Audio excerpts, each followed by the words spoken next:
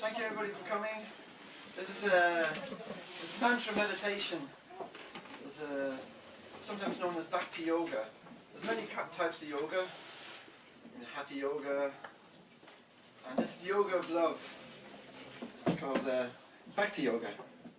And it's the yoga we're practicing is of mantra, where we listen to mantra. And the mantra is it's not just any kind of words like Coca-Cola or something, and you keep repeating that. That doesn't quench your thirst. But neither does a Coke anyway. It makes you more thirsty, so you buy more, so you can exploit more countries. But it's sound vibration, because on the spiritual platform, the name, spiritual name, and the person itself is the same. So the name we call Krishna. There's many names for God: Allah, Jehovah, Buddha, Rama, Krishna, Christ. And the name of Krishna means all attractive. It's a name, like God is like a title. Actually, to be honest, people are probably put off by the word God, because everybody, the atrocities people do in the name of God. But Krishna is all about love, and by chanting the holy name, the Maha Mantra, it brings, we connect with the soul within, connect with the Supreme. It's like it's compared to the cry of a child for the mother. So the name is chanted from the heart like this, and then you reconnect to your spiritual being. In other words, it's not creating anything artificial, it's reawakening our dormant love. Because everybody in the world is full of love. It's actually, in Sanskrit, the soul is described as Sat Chit Ananda. Ananda means bliss. It's full of knowledge, for eternity and bliss. So we're all completely blissful beings.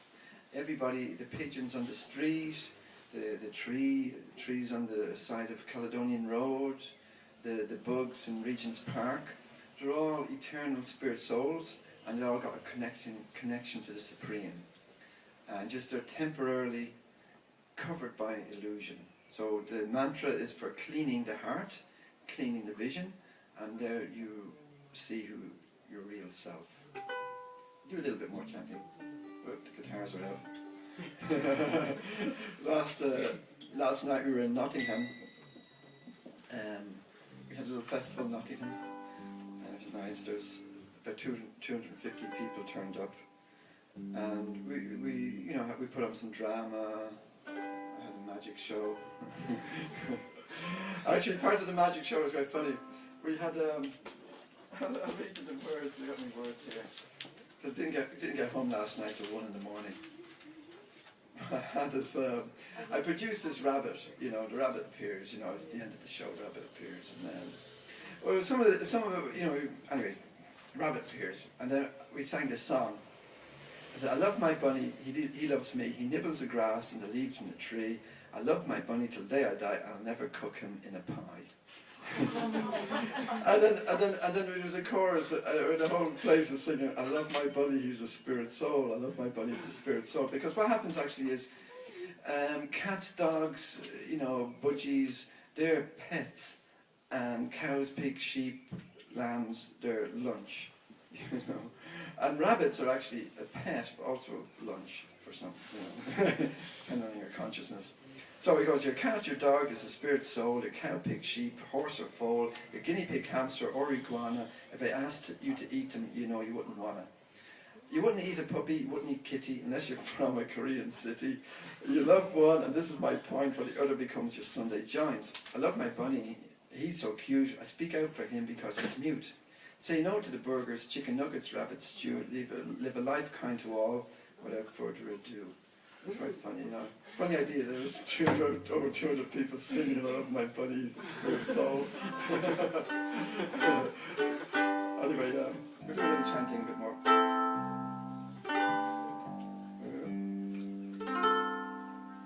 We're doing also on Sunday, actually on Saturday, we have a thing called a 24-hour kirtan in Birmingham. There's about 1,000 devotees get together and we just chant Hare Krishna in a big, big room, big hall, and it's a really nice thing, you know. Because the more chanting, see, everything if you listen to the radio and you hear a song, you know, if you listen to the radio before you go to bed, you're hearing a song, you can wake up in the morning and the song is still in your head, isn't it? It's like, so sound vibration is very powerful. It's a subtle energy, because you can't see it. You know, you can't see the wind, you can't see it, but it exists. Sound, and the sound affects your consciousness. From subtle comes gross. So, well, if you hear spiritual sound vibration, then that will stick with you, and it will you have it in your heart. Anyway.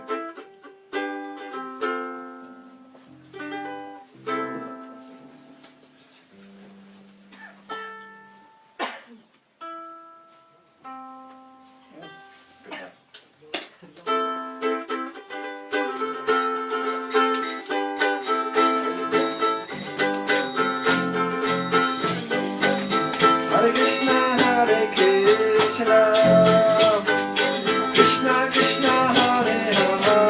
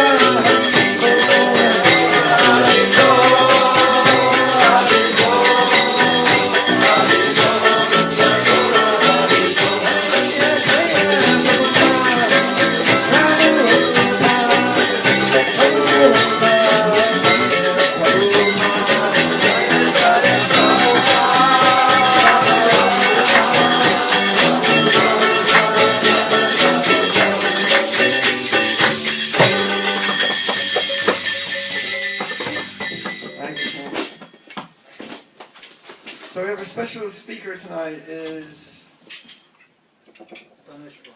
No, it was Danishvar, and we came back very late from the festival at 1 in the morning, and he's a little elderly, so GauraKrsna is our speaker. Alright, so come down here and give a few words of wisdom, of a few bits of knowledge. So what we've been, as you know, actually it was an interesting thing. Put your chair here. You're getting old. Yeah. Really. I didn't think that happened to anyone. It was interesting actually, it happened this morning. There was a chap from university in, actually somewhere up in Nottingham direction. Sheffield, I think, somewhere. Anyway, he came out in the van to learn about our food distribution because he was interested in the whole food thing. And it was quite interesting because we cook for 1,000 meals, so the 1,000 meals came out. And then I got a phone call from a place that make muesli at 2 o'clock and said, look, I have all this muesli, can you collect it? And I said, yeah, when can you do it? And I said, in half an hour. And we picked up, so he was there, and he comes back to the van. He says, you know, he said, I can't believe it. You went out all this food, and even more food came back. You know. So I said to him, this is spiritual economics, because in the spiritual world, when you give away, you end up with more. You know, actually, nobody's ever got poor from giving away. You know, it is. And the funny thing is, because we distribute the food at London School of Economics. That's one of our places we go. And imagine you set up a university of how to squeeze people, human resources, how to squeeze the human resources and gain something. But actually, no, there's a spiritual principle involved. You give it out and it comes back. You share. There's enough in this world for everybody's need, but not everybody's greed. And we can see it daily. Even this morning, I got a pallet of what do you call them? It was garlic actually. And unless you have a vampire problem, garlic's not really. You know. So I took the pallet of garlic and I swapped it for broccoli and all nice goodies.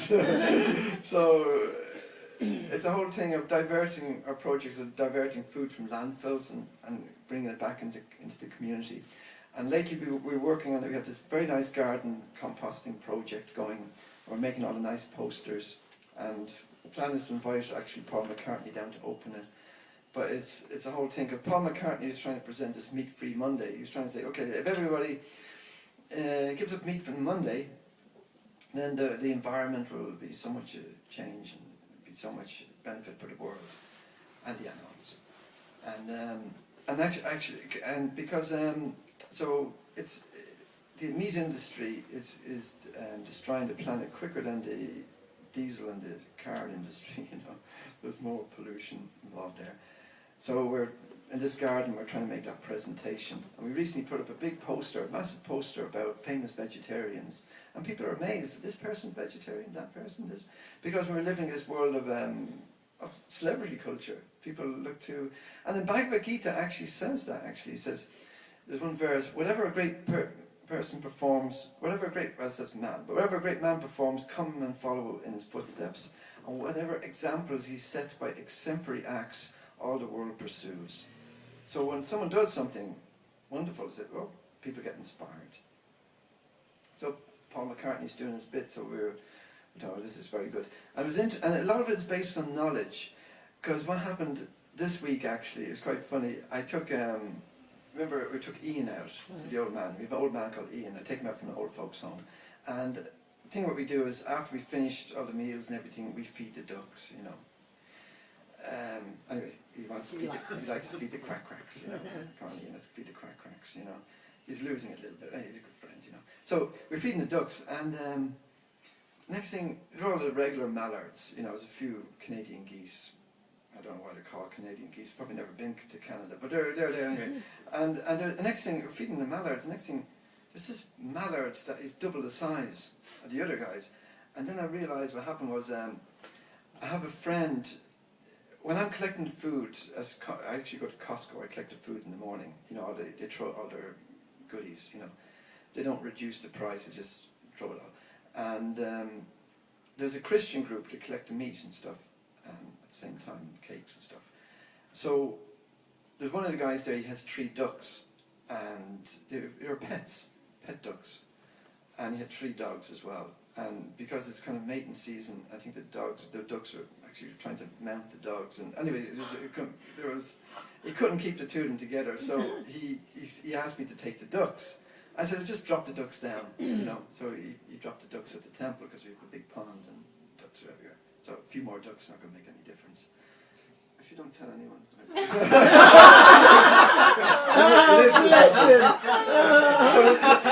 wonder where they came from. Actually, it's a Muscovy duck, isn't it? Yeah, they look like a mallard. They look like a mallard.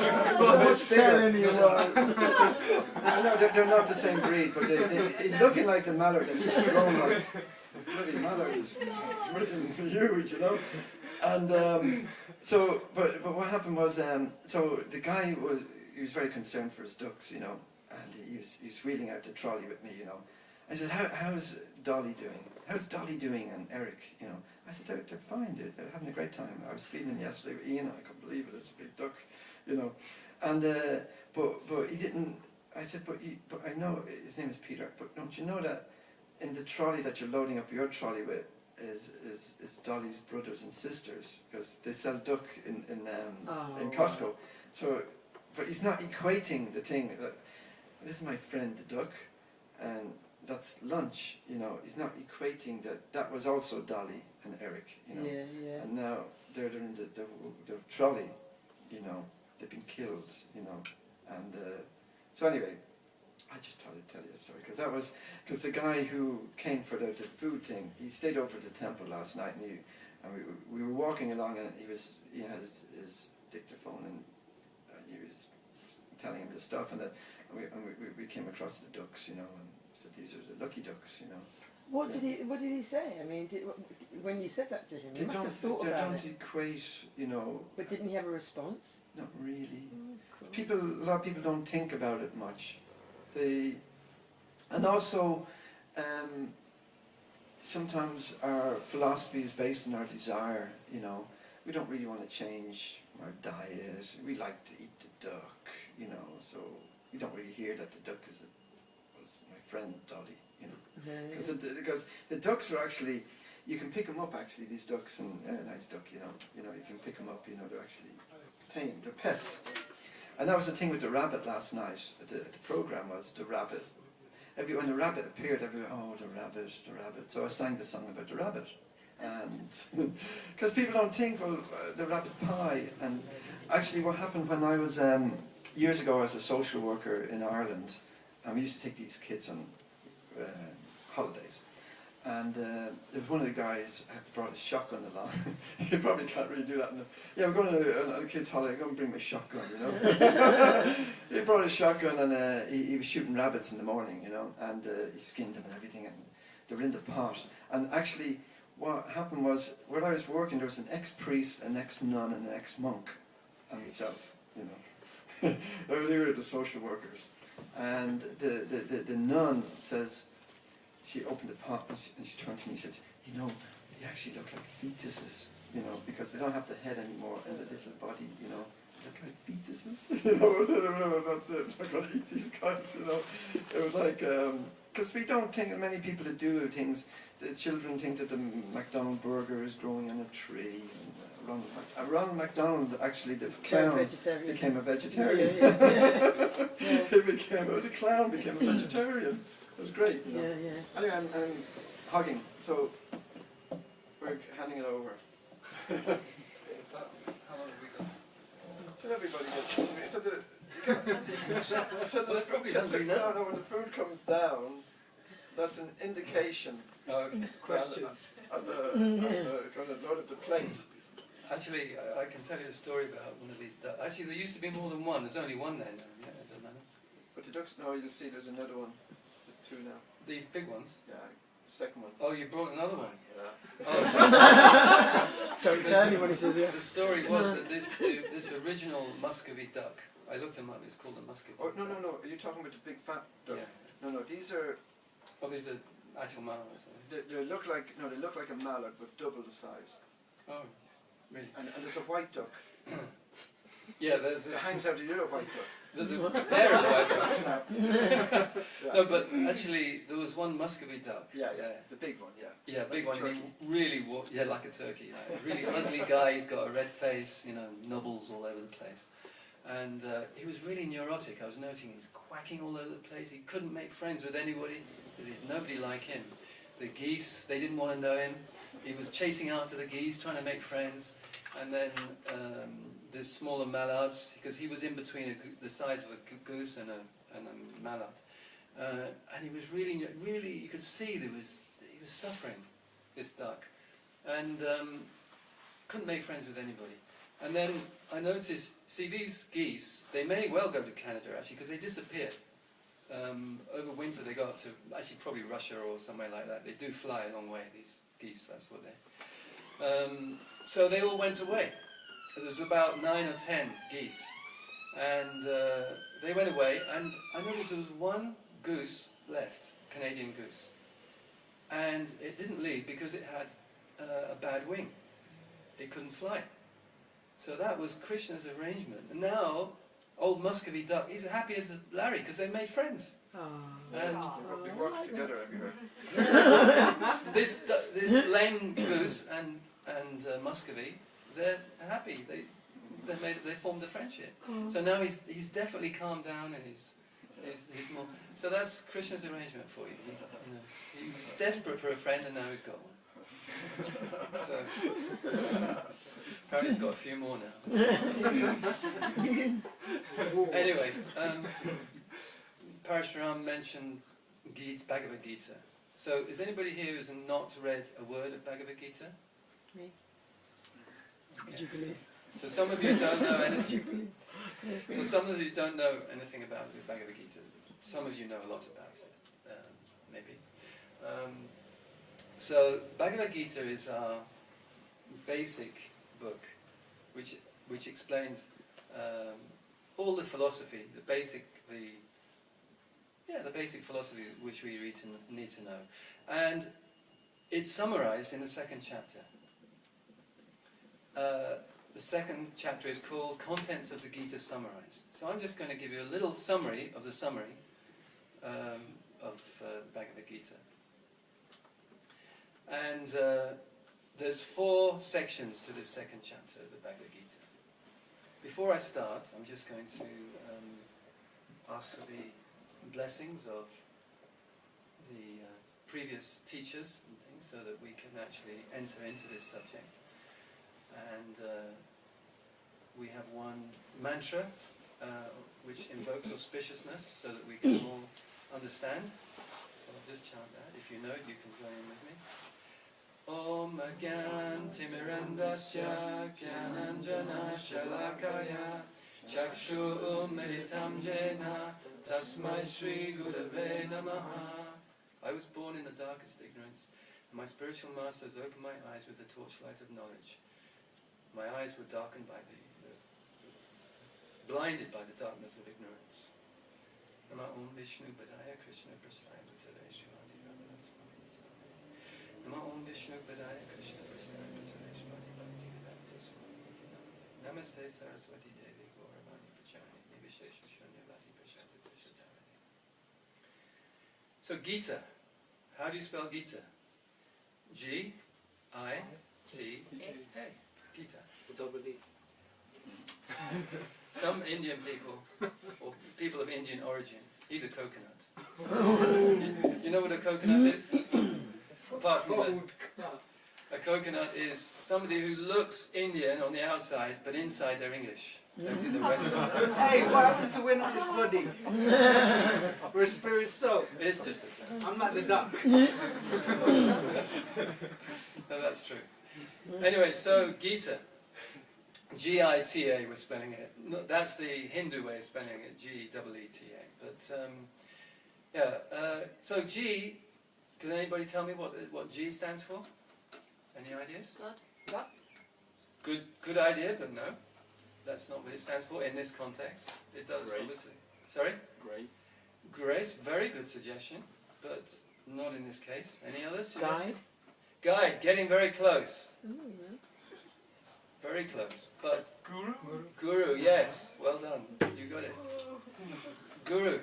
So the first few verses of the Bhagavad Gita, like approximately from 1 to 10, actually from 1 to 10, are explaining about Guru.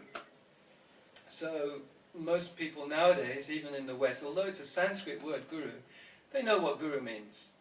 Yeah? You have an idea what it means. It means a spiritual teacher. Leader. Yeah, spiritual leader or teacher. So the first, basically the situation in the Bhagavad Gita is that there's one great warrior called Arjuna. And he's facing a very difficult situation. He has to fight against his own kinsmen. His cousins, brothers, his teacher, his grandfather, and he becomes bewildered and depressed. In fact, he drops his weapons because his limbs are trembling. And he vowed he would never do that, because he was facing such a terrible situation. Now, we all face very difficult situations in life, sometimes, at some point. Sometimes we're feeling happy and everything's hunky-dory, as they say. And sometimes, oh no, so many difficulties, so many obstacles, so many problems to deal with, aren't there? I don't need to list them. But, so Arjuna was in that position. So we're like Arjuna. And he had to fight, and then he was very fortunate because he had driving his vehicle, his chariot he was going to fight from. He had a wonderful chariot driver, who was? Krishna. Krishna, yeah. So he gave so many reasons why you shouldn't fight. How can you kill your own family members? It's sinful, we're going to suffer. Even if we win, we're not going to enjoy it. We're not going to enjoy the spoils of war, the kingdom or anything. So he gave so many reasons. But then, even though he gave so many reasons, he still didn't feel, he didn't feel satisfied or peaceful in himself. So then he turned to Krishna, because actually he was a devotee of Krishna. And he knew actually that Krishna was much wiser, much more intelligent than himself. And that Krishna could resolve this problem that he was facing. So he surrendered all his opinions, all his speculations of what he should do or should not do, and he said, Krishna, you tell me why I should fight, what I should do. He said, I'm actually so bewildered, I don't know what my duty is, what I should do or what I should not do. And actually this is mostly the situation that we're in. We don't really know how I should act for the best. What will actually make me happy, make other people happy, make the world a better place? We don't know how to act. So, therefore, we're basically bewildered, like Arjuna was. So, the only way, like Arjuna, eventually he said, look, now I'll be your student. I'll be your disciple. You instruct me. You tell me why I should fight. And that's the first lesson that we have to learn if we really want to make our own lives happy, we want to make other people happy, if we want to make a difference in the world. We have to submit all our previous conceptions, our misconceptions or our preconceptions. We have to lay them aside and say, okay, this is somebody who can instruct me, who can tell me what is right and what is wrong, how I can really live my life for the best, not just for myself, but for others and for the world. So he submitted himself, you just instruct me, otherwise I'm just totally bewildered. So then Krishna was prepared to give his wisdom. So if we want to receive wisdom, if we want to find out how to make a proper life for ourselves and others, we have to accept that person who is more experienced, more intelligent, has more. Yeah, it's just that's bit hard for people to grasp because you haven't presented the philosophy part first. Yeah. You know, Okay. you know what I mean? I'm going to. Because basically, you know, because you're talking about there's a battle scene going on, and we have to submit to someone who wants a war, basically. You know, so you know what I mean? I'm just saying that from a new person point. Yeah. But the thing is, it's not just about the battlefield. It's about the fact that whatever we're doing, if we're just working or if we're just living our lives, we get into this same situation. That was an extreme situation. But we have to be prepared to think, actually, I don't know everything. That's the point. That we need to get higher knowledge. We need to get spiritual knowledge. We need something that's going to pull us out of this state of bewilderment or confusion or ignorance. That's the point, really. Just that we have to accept that. If we really want to make progress in life, we have to accept we've got to get knowledge from a higher source. So that was the position. That's the basic foundational point. That you know, if we really want to lead the best possible life, we have to accept I don't know everything. We have to become humble like that. That it's not possible for me to work it all out for myself. So Arjuna, he realized that. He says, actually, I have to accept a higher authority.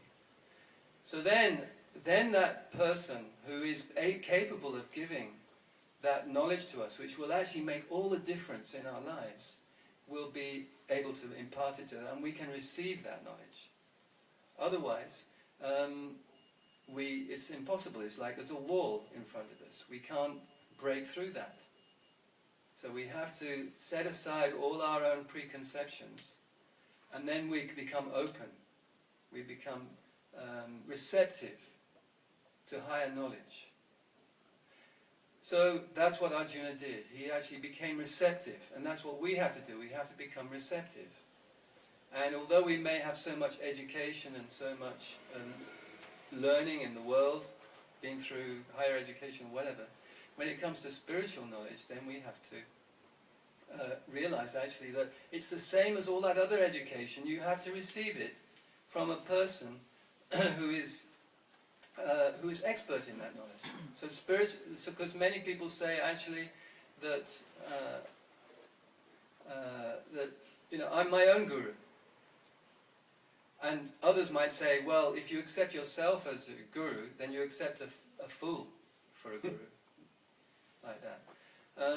So Krishna then, that's the first section of this summary of the Bhagavad Gita, that we have to be receptive, we have to be humble and responsive to higher knowledge and think, actually, I don't know everything. There's so much more for me to learn. Just as we do when we're learning any other thing, like if we want to learn about law, or we want to learn about medicine, anything, we have to accept teachers. So it's the same for spiritual knowledge, that we have to accept a teacher who is expert in that. Not that we can just learn it ourselves from books. Books help, of course, but basically we always have to have a teacher, and then we can get knowledge that really makes a difference. So that is the G, the guru, or spiritual teacher, the guide. So then the next section, the next 20 verses, is the I. So I is speaking about, Krishna explains, a basic fundamental knowledge of spiritual life, and that is identity. What is your real identity? Am I this body? Now Arjuna, he was actually he was lamenting, he was grieving because he thought he had to kill the bodies of his family members. But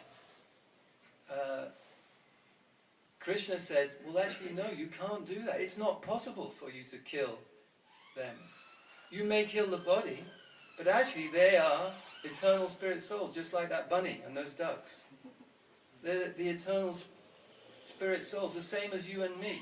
They've always existed, I've always existed, you will always exist, and everybody who's on this battlefield, they'll always exist, and they've never not existed.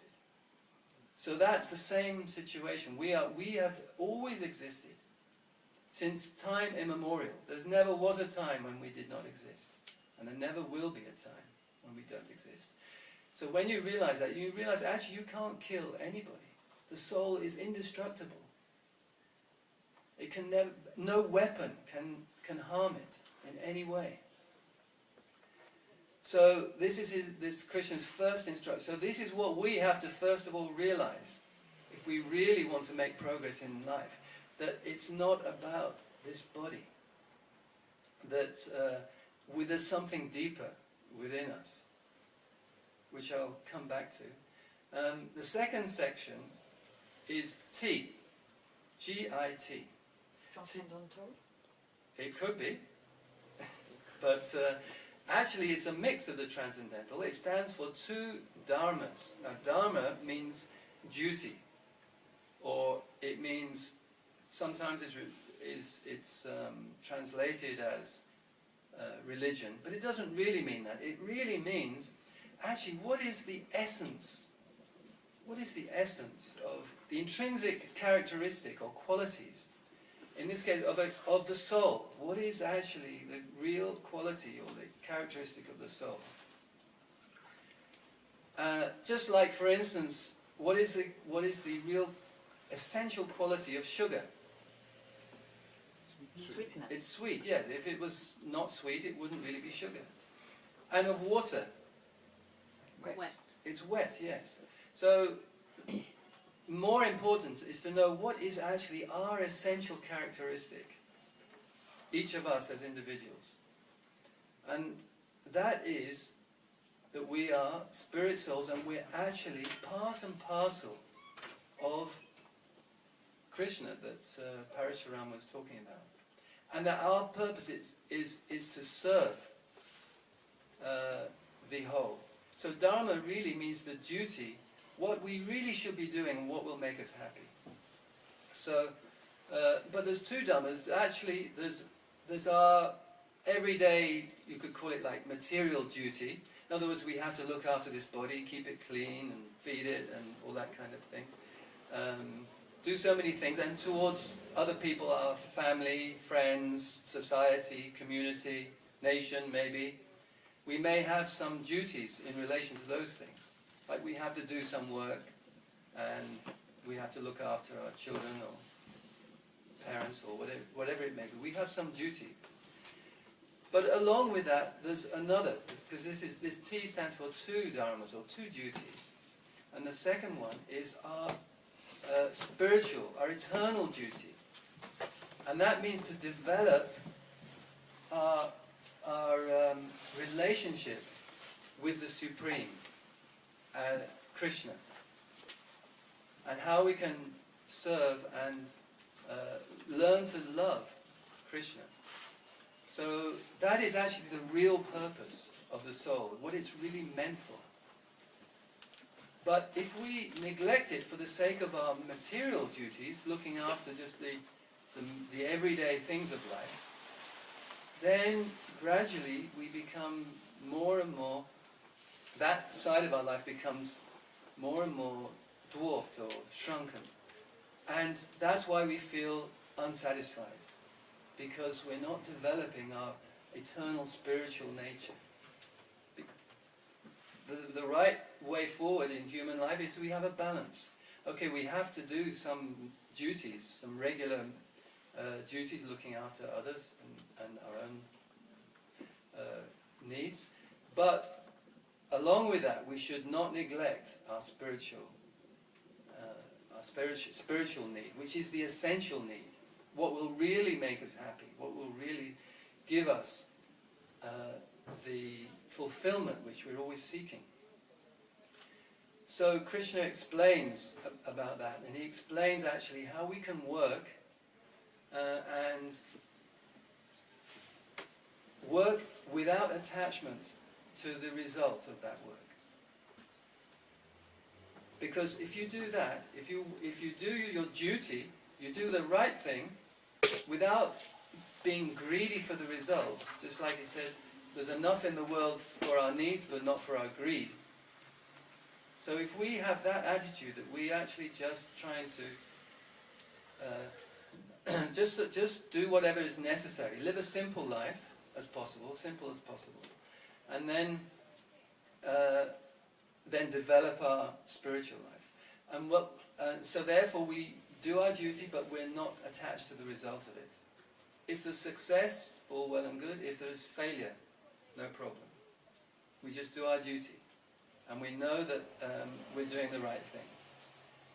If we develop that attitude, that consciousness, then we will become the A, which is quite a difficult one. I don't know if anybody will. It's a Sanskrit word, just to give you a clue. A stands for Atma Rama. The word Atma means soul, the living entity. And Rama means the one who's found pleasure. So it means somebody who finds pleasure within himself or herself. In other words, you don't need to get pleasure from external things. You're happy within yourself.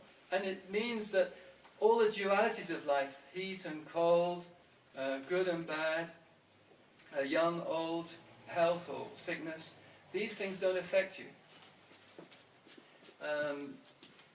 Because you're inwardly satisfied. And that is actually the goal that we're striving for. It doesn't, even if so many problems are hitting in front of you, besetting you, it doesn't bother you. It's like, we were talking about ducks, it's like water off a duck's back.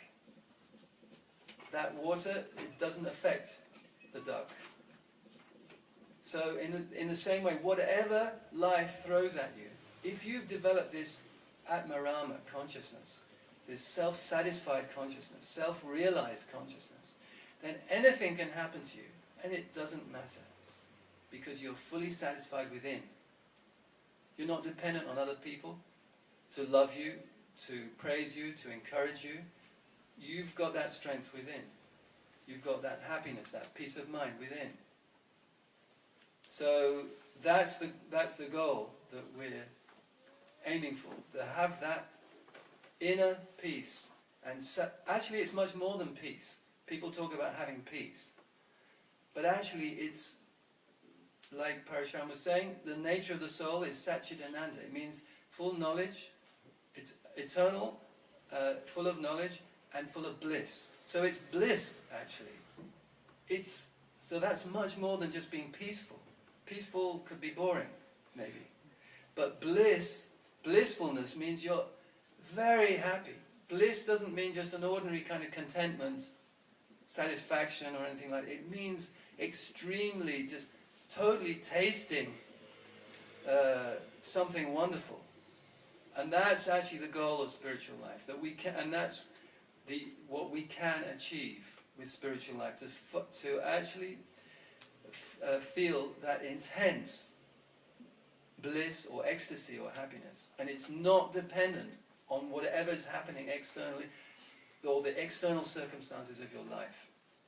Even if everything, relationships are breaking up, or, you lose your job, your health is not good, these are all external things. When you've developed this Atmarama spirit, this self-satisfied spirit, all those things are like water off a duck's back. So that's the basic summary of the second chapter of the Bhagavad Gita. First of all, you have to accept, I don't know everything, I'm bewildered. And I have to look, I have to find somebody who can give me that knowledge which will help me to rise above all these difficulties and all these problems.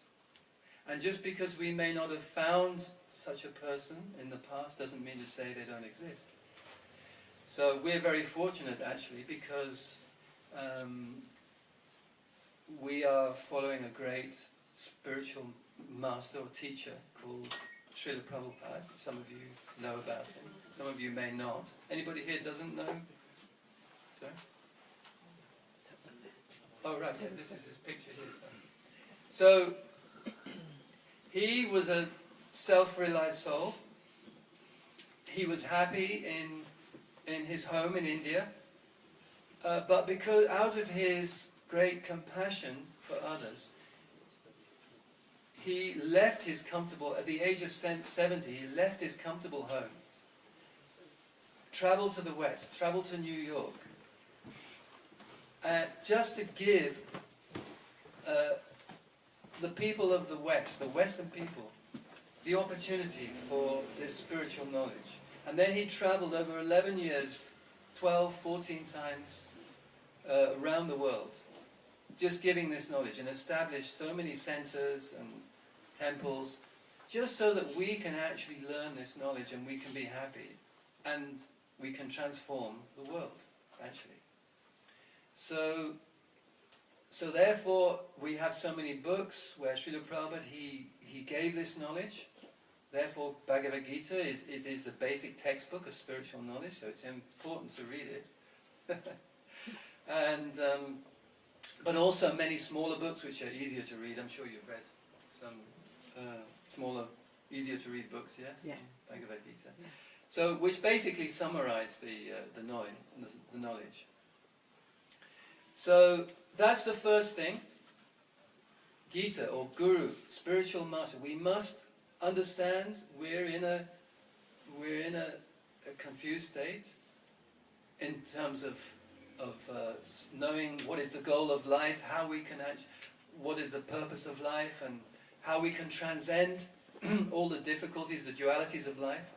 So when we actually can adopt that mood of humility and submissiveness, then we go in search of that person who can help us. So we're fortunate we have that available to us, all of us actually. So that's the first lesson. Secondly, we have to understand who we really are, that we're not, what are we not? This body. We're not a body, yes, we're not this material body. The body is just like a vehicle. Or Krishna explains in that section, he says that actually the body is like a suit of clothes, or a coat. When the coat becomes old and it starts getting holes in it, you throw it away and you get a new one. So that's the nature of this material body. It's just a vehicle, or like a coat. Our real nature is eternal and spiritual, and full of happiness and bliss. So that's the first lesson that Krishna teaches. I'm not this body, I'm eternal spiritual soul. The spirit soul can never be destroyed, can never be hurt, harmed, killed, or in any respect at all. So when we learn that, then we can move on, and we can start to do our duty, our real duty, which is developing our relationship with the Supreme, with Krishna, who is a person. And by developing that relationship, at the same time, we can be maintaining our material circumstances, because we have to do that. We have to feed the body, we have to look at it, we don't neglect it. But through that we can attain, finally, that was the two dharmas, T, right, the two dharma side of it. And then finally we can attain the state of Atmarama, or self-realization. Experiencing full happiness and bliss, ecstasy actually, without the need for drugs. It's just internal, because that is the nature. There's one very nice verse that is in the scriptures. It says, Nitya Siddha Krishna Prema Sadhya Kavanoi Shravanadi Shuddhachiti Kare Adoi. It says, the nature of the soul is to be eternally perfect. We all think of ourselves as fallible, imperfect, just human beings, always liable to make mistakes and do things wrong, annoy other people or whatever. But actually, the nature of the soul is to be eternally perfect. Nitya Siddha. Krishna, full of love, actually. That's the nature of the soul, to be full of love. Not to be envious or full of hatred, or these things are just coverings that have been imposed upon us because we're living in an environment that covers us by unwanted qualities like lust, greed, anger, envy, illusion, all these things. So by doing our duties, both material and spiritual, we'll eventually come to that situation. And the way to do it is we hear, which includes reading books, but we're hearing about this, our true nature, and how we can uncover that true nature and be eternally blissful. And that's what actually Krishna consciousness is all about. How to be happy and how to make other people happy. I'm just going to tell you one story. Once, in the olden days, there was an old man, and he was a pencil maker. In the days when things weren't mass-produced, with big factories and machines and all that, he would make pencils for a living. And he was actually he put a lot of pride into his trade. So when he made a pencil, he treated this pencil practically like a child. And he would speak to his pencil, and he would say to the pencil, he would say, "Now I'm going to send you out into the world, and I want you to be a good pencil. So I have 5 lessons for you." And he said, "First of all, you can do wonderful things, but only in the hands of a great person. Because, you know, a pencil can write so many wonderful things, but not on its own. It needs to be in the hands of somebody who's capable of writing those things. But the pencil is the instrument. It says you can do great things, but only in the hands of one who knows how to use you properly." Then he said, lesson number 2 is that in actual fact, in your life, you will experience some painful sharpening. Because what happens with a pencil? A pencil goes blunt, doesn't it? After some use. So he says, you will go through some painful experiences, some sharpening, like that. So then, he said, "I have a 3rd lesson for you." He said, "Don't worry if you make mistakes. You have a rubber. I've provided you with a rubber. If you make a mistake, it can be rubbed out. The 4th lesson, please remember, my dear pencil," he said, "is that the most important part of you is within. Because what is the most important part of the pencil is the lead. So of course, the wood that holds the lead is important, but the most important thing is the lead." And then he said, the 5th lesson is whatever you do, wherever you go, in whomsoever's hands you find yourself, you must always make your mark. So the pencil took to heart these 5 lessons given by the pencil maker,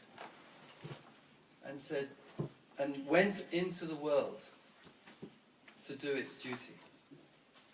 So we can relate these 5 lessons to our own lives. That actually we're capable of doing wonderful things. And actually each individual is capable of doing something unique that nobody else can do. Each individual has a special mission. It may not seem something like, just like if you have an orchestra, you have the leading violins and the cellos and things, and they're quite a lot. They're leading the way. But there may be one person in the orchestra who's just waiting for one moment, like he's got a triangle and he's got a little bar to hit it, and then just to the right person, the conductor goes, and he goes ding, like that. And that's an ecstatic moment. And you go, wow, that was fantastic. That's his only part. He's not for 15, 20 minutes playing like the violins or the cellos. But it's equally as important, and it actually gives as much pleasure to the audience and as any of the other parts, because it has its own unique value. So in the same way, we have to think that actually I have something unique to give to the world. And we should actually always strive to seek that what we can do for the best of the world. There's one quote which I'm just meditating on at the moment. It's a very lofty sentiment, but it's struck me that this is very nice. That one very elevated devotee of Krishna says,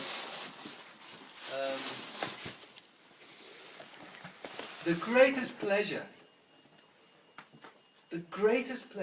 is the willingness to, what was the word he used? Is to sacrifice our lives for others, for the welfare of others. The greatest pleasure. Now that's so this is actually the kind of consciousness that if we develop that, because if we find pleasure in helping others, in sacrificing ourselves for others, then the world is if everybody has that attitude, everybody is trying to help other people, aren't they? And then everything becomes blissful, doesn't it? Because everybody's looking after everybody else's interest, not my interest. We're looking after, everybody else's interest. But because everybody's doing that, then everything becomes a very nice situation, doesn't it?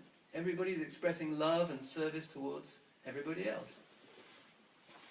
So that's what we can aim for. We can aim that actually this is the purpose, and this is how we will find happiness.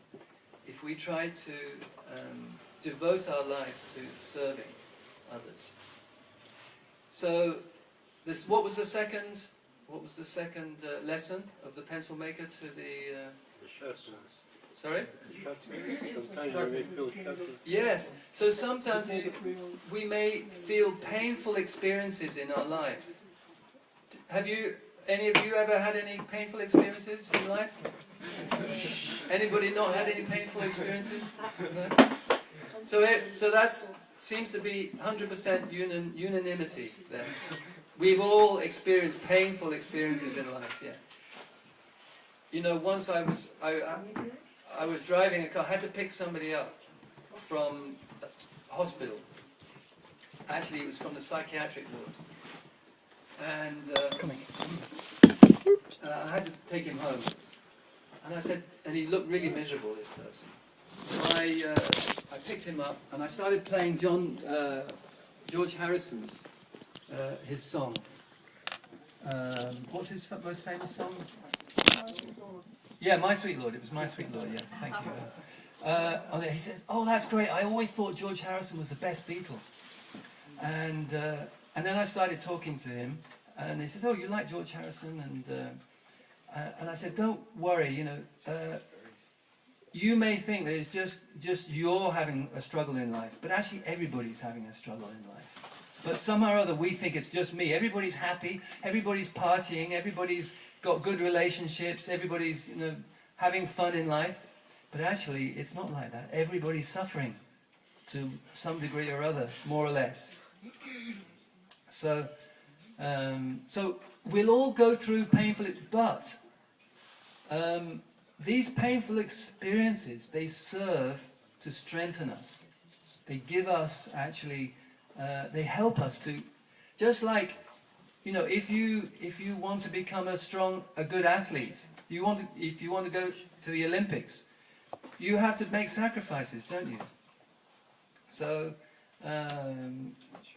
therefore, these painful experiences, we just think, actually, this is for my benefit. It's making me stronger. So not to feel discouraged or to feel unhappy because I'm facing difficulties. If we take it as an opportunity to develop more strength and understanding of life, then actually it's actually a great benediction. So what was the third what was the third lesson? Anybody remembers? Enough substance. Yes, don't worry about making mistakes, because you can always erase the mistake and start again. So we should never be afraid of failure. Just, if you fall over, get up, dust yourself off and start all over again. There was one old song that went that way. I can't sing it, but yeah. So never be afraid to stop trying. Always keep trying. That's the thing.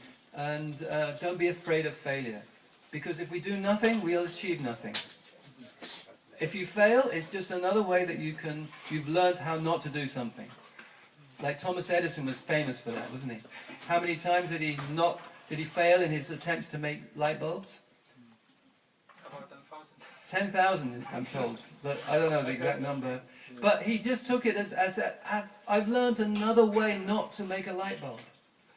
So that's the attitude we have to adopt.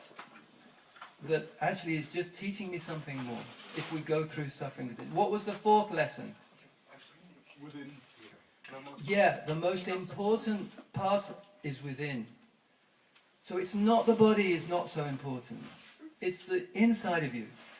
It's your feelings. It's your if you're feeling happy, if you're feeling positive qualities, you're feeling love, you're feeling devotion, if you're feeling positive, that's the most, not your body, not how beautiful you look or how strong you are, or all these external things. It's what's within.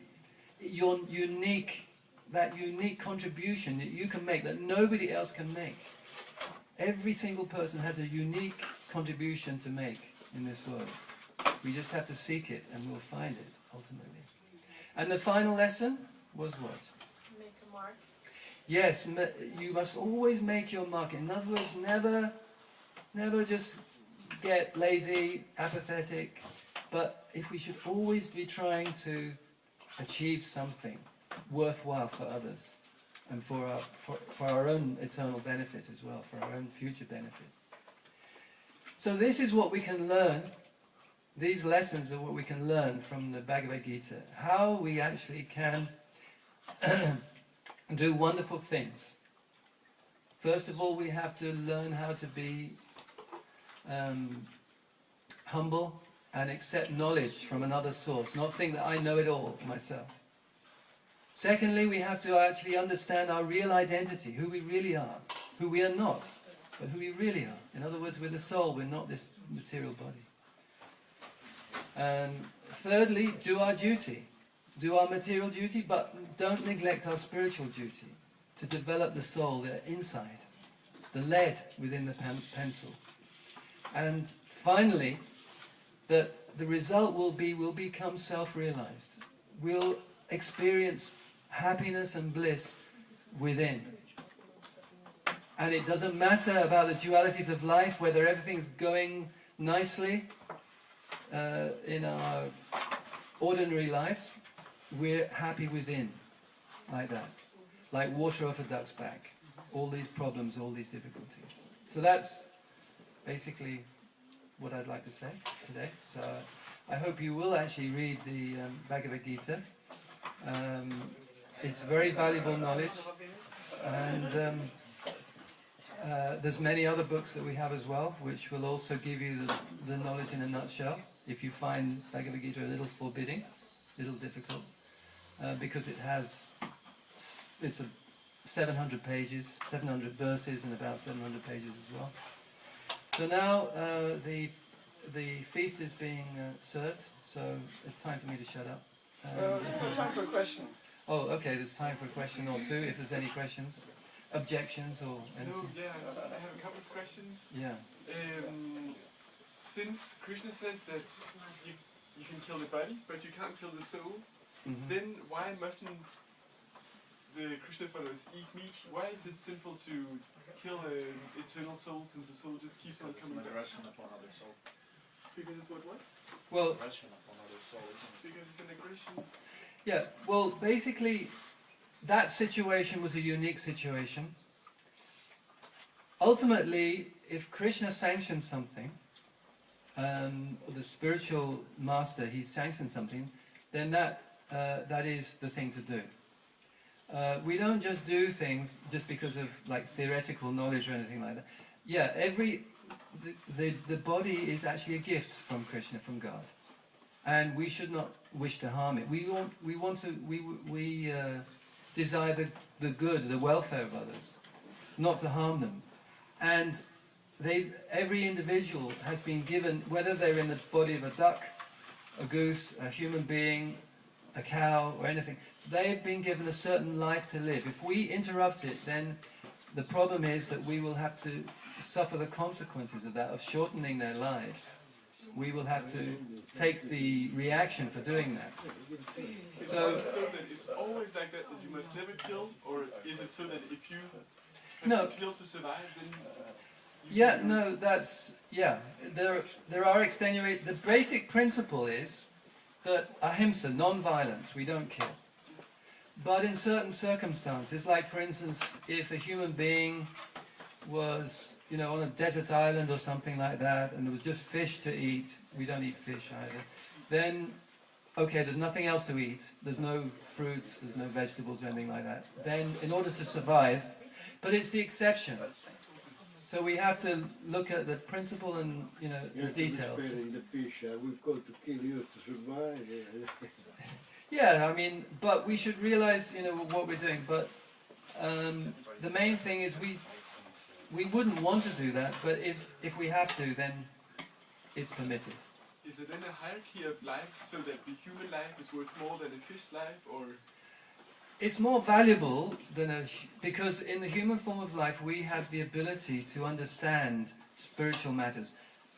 Lower forms of life, animals, birds, reptiles, fish, plants and things, they just have to live out their life and they don't have that opportunity. Which is why we should allow them to just continue their life without interruption as far as possible. But in the human form of life, it's a very special opportunity because we have this discrimination, this intelligence that can allow us to understand higher things, which... It's the consciousness, awake. Yeah, the consciousness can be awakened. Like, In the low form of life is dormant and nothing's in the awake. Yeah, absolutely. Intelligence is in everywhere. But it doesn't mean, but a devotee of Krishna, he values all life. This is what you live for. He sees the spirit soul in every living being. He doesn't discriminate and thinks, oh, because I'm a human being, I can exploit, you know, kill other living because they're lower. He actually thinks that they are not lower in one sense. He thinks actually they're the same as me. They just happen to be in a different form. They're in an elephant's body or in a tree's body or a fish's body. So therefore, he doesn't want to cause any harm or distress to any other living being. But on the other hand, it is more valuable to have a human form of life because of the opportunity that it gives us. And how do you make this grading from plant life to animal life to human life? Is there any reason why it's okay to eat living forms in the form of plants and not okay in the form of an animate object such as an animal?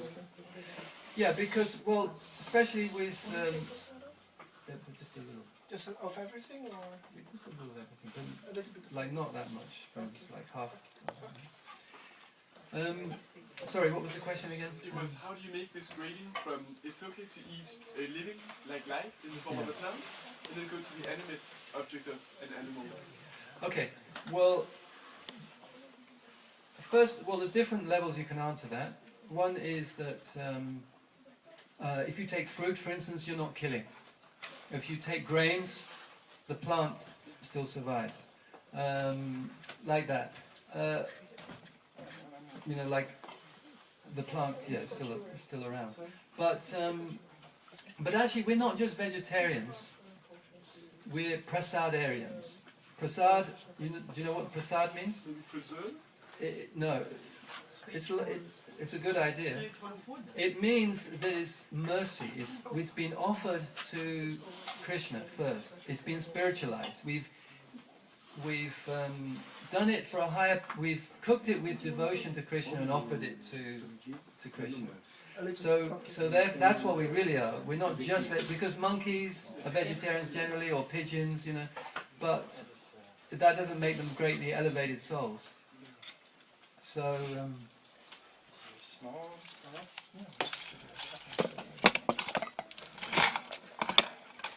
Any other questions? Sorry, Yeah. just comment about this violence, what Krishna actually preaching to Arjuna. Yeah. It's one explanation of Bhagavad Gita, very symbolic. Actually, that battle, what is described in Bhagavad Gita, is actually battle in ourselves against evil things, what is in our. Opposite side is actually our false ego. False ego. False ego. False, not real. Our real ego is spiritual, spirit soul. False ego is means envious, wish to control others, wish to possess something what doesn't belong to you, etc. All evil things in ourselves. And we actually rejecting Drink. Sorry, advice doesn't have from drink? Paramatma. Krishna is Paramatma, it's me, super soul, and Arjuna, who is refusing to fight, is actually us, his soul. And refusing to fight these evil things in himself. Yeah. Actually, Krishna is not violent, actually he's pushing us to spiritual life. And we want to turn the coach. Coach is our body. We want to turn and go in opposite direction. We don't want to fight this. That's all. That is another explanation. Because a lot of times I heard like Krishna is violent. He's pushing somebody to fight. Actually, he's not. He could be something. Yeah. Prasadam Balas. Hare Krishna.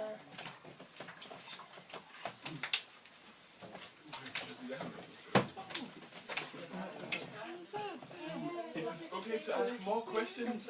Yeah.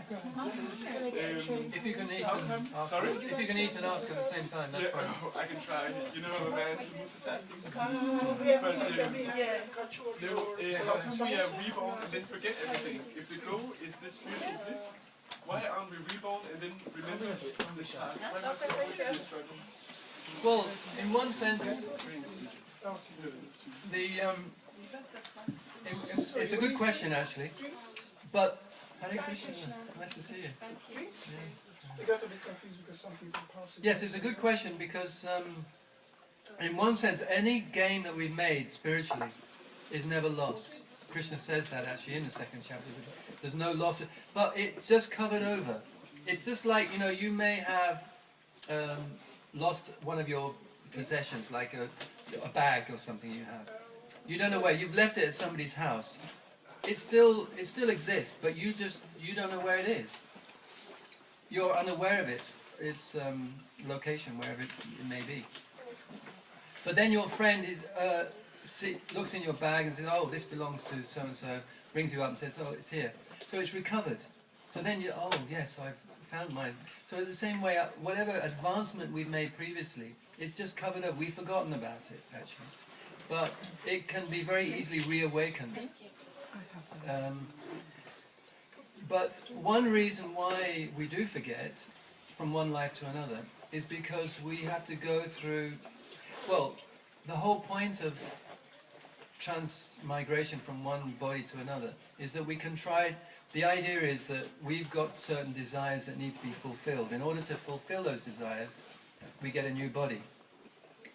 But if we kind of remember everything from the past, it would interfere with our actually pursuing our purpose in this life, because there'd be so much. Just like as you get older,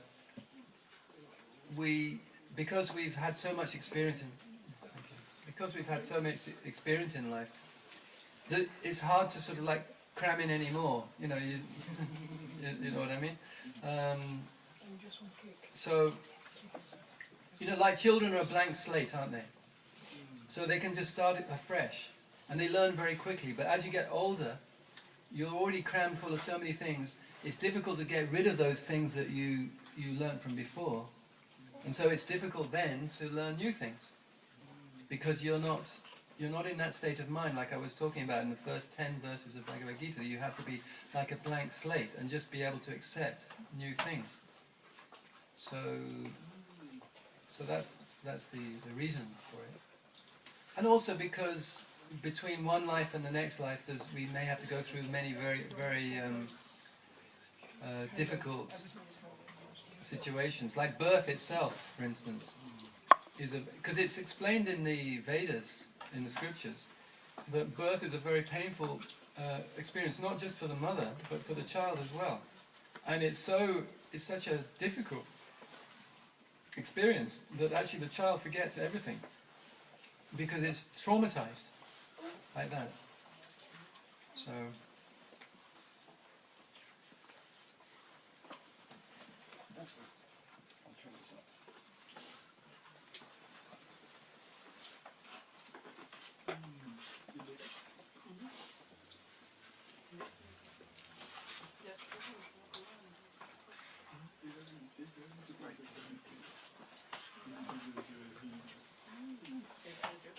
Could you elaborate on the compassion, because some people don't understand this. It's not just that we don't eat meat, fish or eggs because we want to be compassionate, but anything you do affects your consciousness. Anything you eat affects your consciousness. That's why we eat prasadam.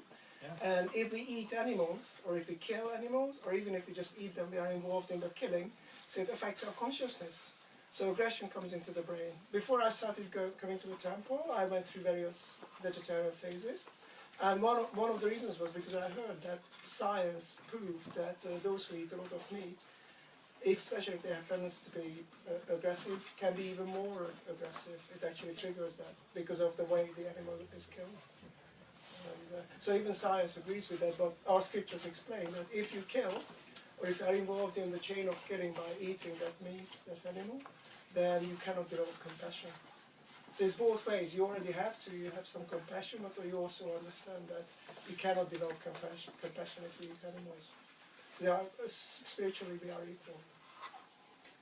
And God is our Father, as every religion says, so He doesn't want us to kill our sisters. Sorry. Ooh, one more question, if nobody objects. You say we need a spiritual leader, or we need a teacher no matter what we want to learn. yeah. How can do we need a teacher in the form of a person, or can we be in direct, have a direct link to Krishna? Why can't Krishna come and guide all of us if we surrender? Well, that's a very advanced level to be directly communing with Krishna, with God. God is actually, Krishna is within our heart, but because we're conditioned by the material atmosphere, there's so many things getting in the way. Just like, it's like a mirror. If you don't clean your mirror, you can't see your own reflection. So in the same way, we can't actually see what's actually going on, really.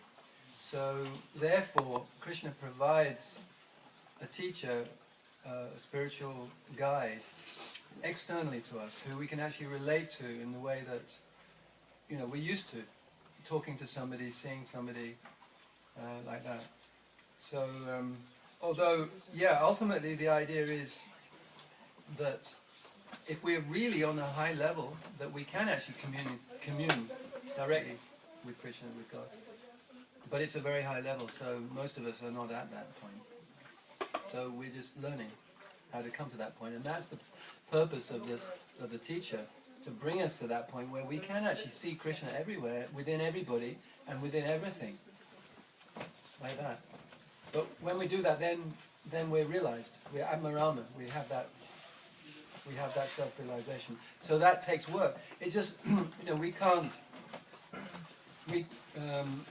just like we can't really learn to be a doctor without going to medical school and having other doctors teach us. And it takes a long time, it's a lot of hard work. We have to accept that spiritual life is the same as that. It's not just something that I can just do with a snap of the fingers. We have to be very serious and dedicated to the process if we really want to get the results. And that's the same for anything. If you want to be an Olympic champion, you have to make a big sacrifice for that, don't you? No question about it. If you see what the lifestyle is of people, they get up at the crack of dawn to go and swim, for hours a day, or to go running for, many hours a day, have to follow very special diets to achieve it. So it's, Any other questions? Yeah, okay, go on. Regarding the Atmarama, so we say that we learn most when we go through hardship and pain, and we learn from the experience. But if the goal is to be in a state, continuous state of bliss, how does this fit in? Do we then stop learning, or if you need to go through hardship, if you need to be sharpened to learn, but you're also in the blissful state, how can you be both suffering and in the blissful state at the same time? Well, essentially, we are blissful by nature. It's just that we need to reach that point. We need to understand that that's our real nature. So, but because we're so covered by the material atmosphere conditioning, we don't realize it. And it's only through suffering, through difficulties, that we get jolted out of our complacency. Otherwise, we think that real happiness is just material things. It's just eating, sleeping, sex life, all these things. So, when we actually experience some kind of difficulties in life, then it wakes us up. And then we can, then we realize, oh, actually I'm not going to be automatically happy just by leading a materialistic life. It won't happen. I'll always face these difficulties, these problems, one after another. So I have to transcend these situations. I have to go beyond, above these material dualities. But once we reach that point, then actually there is no suffering for the soul. It's just a symptom of, or a need that we have to bring us out of our complacency. But did you say that we can be in that state on a continuous basis? Yeah, that's our real nature. Because that's Krishna's nature. He's always blissful, and we're part of him. We're like a tiny drop of part and parcel of him. So he's blissful, then it's also our nature, real nature, to be blissful. Just that we're covered over currently with the materialistic. Matter means everything's temporary and everything's unreliable, it's always changing. So therefore that's why we suffer, because okay, we might have a nice situation now, but then it changes, we lose it. We have a nice relationship, but then suddenly it breaks down and it's outside of our control. But once we've reached that Atmarama state of self-realization, then even those material things don't matter to us anymore. And ultimately, the whole point of spiritual life is that actually we attain our spiritual nature, our spiritual body, which is eternal and doesn't have to suffer. Like that. So ultimately, once we've got to that point, then there's no question of suffering. But we need, I'm sure you have lots more questions, so I don't know, do you have any books? I think I'm waiting to read all the books after my exams are done. Oh yeah. But yeah. Your exams are soon? Oh, they're done on the 21st of this month. Oh right, that's good. So that's not so long. It's not too long. But then I might read the Bhagavad Gita then. Yeah, so all your questions will be answered if you really delve into them. What are you studying? I study theoretical physics, just down the road at UCL. With this wonderful person right here. So actually this is a scientific process. It is actually scientific. We have one book which is called The Nectar of Devotion. The Nectar of Devotion. Nectar of Devotion, and it's the science, what's it called? The science of self-realization. Anyway, but it is a science because in the sense that if you apply the principles, then you will get the result. And it's universally applicable. Doesn't matter who, if you apply it sincerely, then you will actually get the result. It's not something whimsical or some just invention. These are time-tested principles. Theoretical physics, he said. Sounds very complicated. Which university? Just here. Just down the road. Oh yeah. Just brilliant. Yeah, it's exactly. We have science about the sound and inside.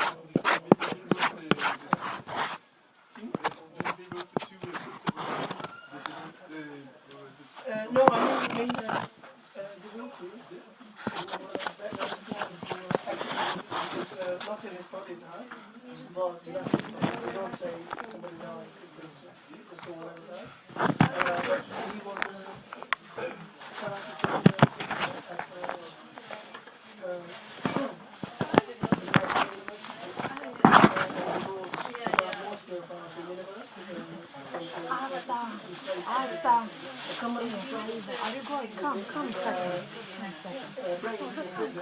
our brains are like natural. I don't have a brain for that. I'm a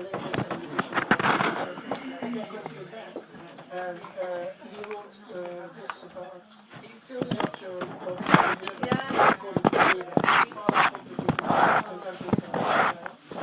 there's another great scientist who also liked his body symbols. And he actually was a physician, a physicist, and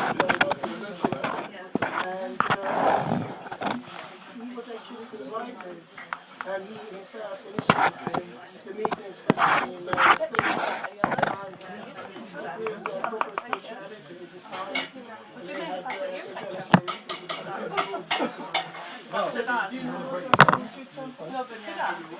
do you know about our main temple? I'll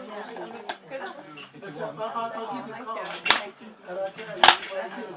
You can come here, we only have this program on Friday night, and sometimes when Parasuram was sitting there when he's away in India or something, sometimes the program is not public.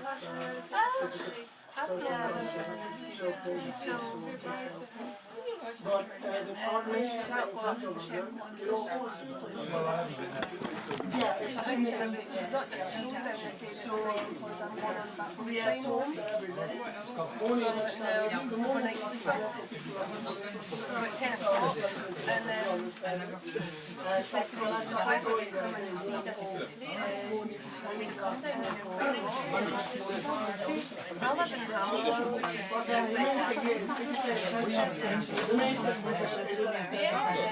Dođem ja često da god ne radim, radim kasno, ću vas radim kasno, radim blizu tebe, kam je tamo. Ima neki residential building, neki bogati je, ono malo šetno, što je ono treba se čuvati. Pošto je li ima kod lopova i razgovora. Ne, znaš šta je napada, jer sam napad oteli su neke Rolexe, neke ringove,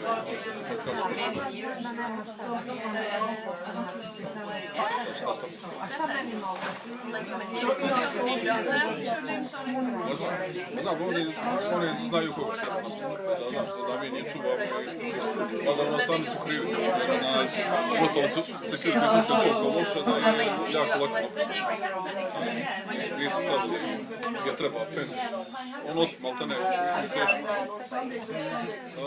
Kad se pođe od Camden Town Station, toward nije daleko. Znaš kao da je jako lijepo, baš jako lijepo. Nije uopće Camden Town. Onda je privozio par kopnice, ne znam, znaš neko. Totalno opasno. Čim imaš para. Sve što je lijepo je privlačno i nekom drugom. Točno. Vidiš da ljudi imaju para. Onda Porsche tamo, kako se kaže, Rolls Royce parkiran u garaži. Znaš, vidi sad se ljudi konkuraju. Da se ima šta. Ja. Tu smo mi da je čuvamo. On se jako sretni za mene, stavamo stapšu po nama. Znači nije ništa bilo od kad se vi tamo. Nije ništa bilo od kad vi čuvali. Ne. Zato jesmo tamo. Nije, mislim, kažu oni nije godinama ništa se dešavalo. I sad godine da to je krenulo od januara. Prvo su opljačkali jednoga i to čovjek izašao valjda puši na fire exit. Pa su onda opljačkali drugo, pa treću, pa imali se jedno 7 pljačka.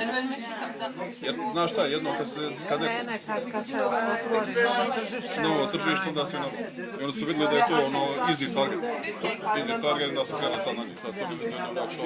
Sad će oni stavljati neki security system, neke kamere, nešto ovo. Tu je bilo. Dobro, ti? Dobiti te vidio nisam. A je, da, prošlo je neko. Kako ide život? Super. Sve se odvija po planu i sve višli.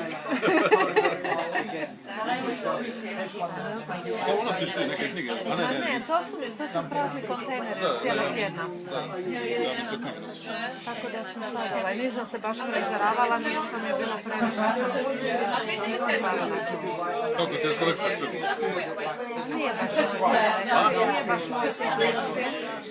On nije nimao tip, ali onda nije, dobro, ovo su više početnici. Više su početnici. Ne možeš ti njima sad pričati neku pilot pismu. Pa ne možeš, ali ja isto kad počnem, recimo pričam, ja imam drugi stil. Ajmo pričati. Svako ima na drugom kolosijeku, tako da... Učite nam je danas malo strog, treba ti guru. A dobro. Dođeš na odbojnost od ljudi koji su stani da čuju. To stoji. Tu su pravo. Ništa, ili ideš i ti? Ima smisla, nije svako nešto tako malo.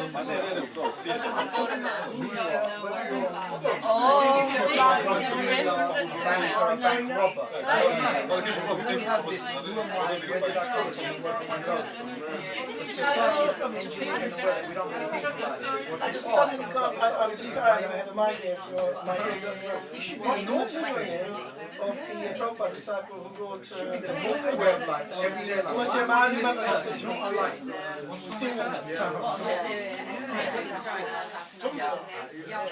Otherwise you just go like a flash,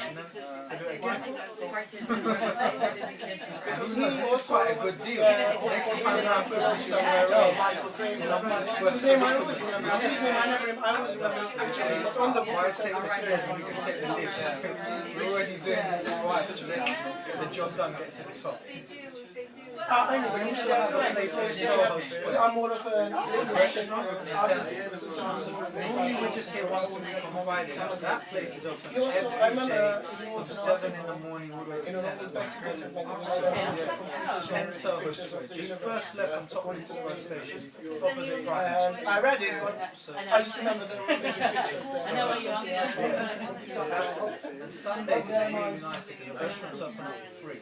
And it's So like this very he also mellow, remembers the just sit in the restaurant, listen to the talk given by one of the guys an hour or so, and meet together and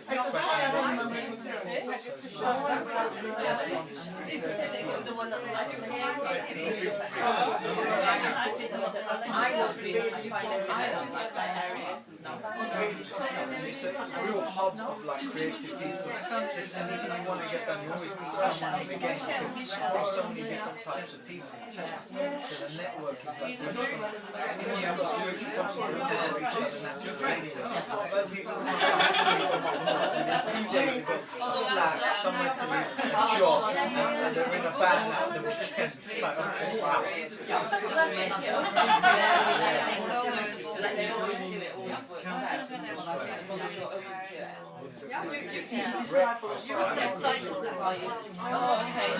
It's all the boys and girls who live in the place.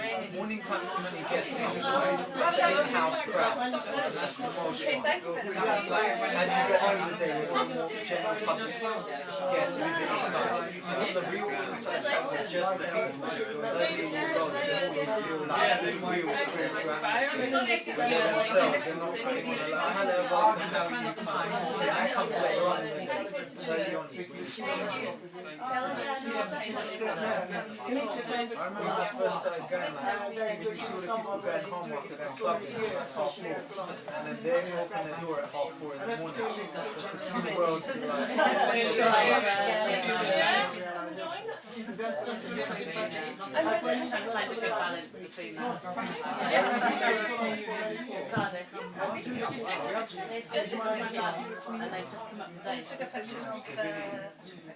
we have a place in Cardiff, really nice, the Soul Centre. Really nice people.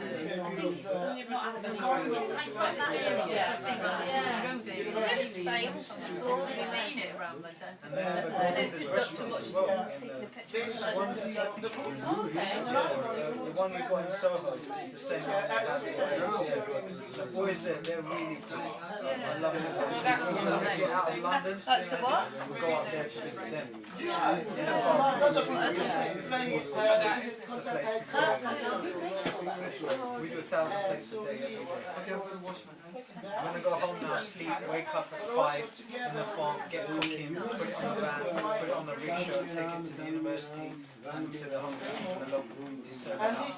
Handmade, farm fresh, nutritious daily.